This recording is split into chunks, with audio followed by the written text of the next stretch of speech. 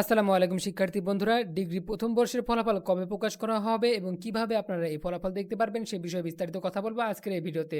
তাই অবশ্যই ভিডিওটি শেষ পর্যন্ত দেখবেন এবং আমাদের ইউটিউব চ্যানেলে নতুন দর্শক হয়ে থাকলে চ্যানেলটি অবশ্যই সাবস্ক্রাইব করে দেবেন।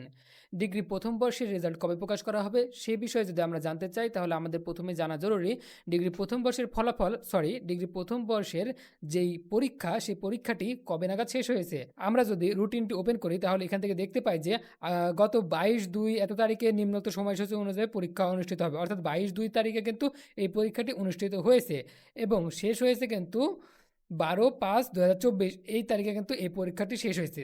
এখন একটি বিষয় আপনাদের জানা অতি জরুরি, জাতীয় বিশ্ববিদ্যালয়ের সকল পরীক্ষা শেষ হওয়ার কতদিনের মধ্যে রেজাল্ট প্রকাশ করে। এখানে এই নিউজটি খুবই গুরুত্বপূর্ণ। জাতীয় বিশ্ববিদ্যালয়ের প্রতিটি পরীক্ষা শেষ হওয়ার 3 মাসের মধ্যে কিন্তু রেজাল্ট প্রকাশ করে। যেহেতু 12 মে মাসে রেজাল্টটি প্রকাশ করা হয়েছে, তাই আশা করা যায় আগামী আগস্ট মাসের মাঝামাঝি সময় থেকে শেষের দিকের পর্যন্ত এই রেজাল্টটি প্রকাশ করা হতে পারে।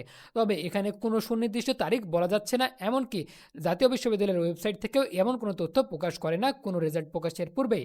এখন প্রশ্ন হলো আপনারা রেজাল্ট কীভাবে দেখবেন। আপনারা রেজাল্ট দেখার জন্য প্রথমে চলে আসবেন nu.ac.bd এই ওয়েবসাইটে চলে আসবেন।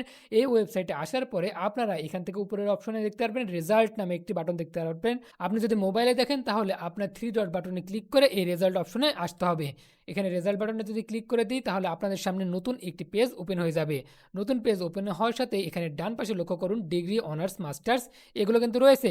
এখান থেকে যদি আমি ডিগ্রি সিলেক্ট করে দিই, ডিগ্রি সিলেক্ট করে দিয়ে এখান থেকে honours first year degree first ইয়ারের রেজাল্ট যেহেতু আমরা দেখব তাই ফার্স্ট ইয়ার সিলেক্ট করে দিব। এরপর আমাদের এখান থেকে ইন্ডিভিজুয়াল রেজাল্ট সিলেক্ট করে দিয়ে exam role, registration number, exam ইয়ার এবং এখানে যে লেখাটি আছে ওইটি নিচে লিখে দিতে হবে। এরপর সার্চ রেজাল্ট বাটনে ক্লিক করতে হবে। এভাবে কিন্তু আপনারা খুব সহজে রেজাল্টটি দেখে নিতে পারবেন।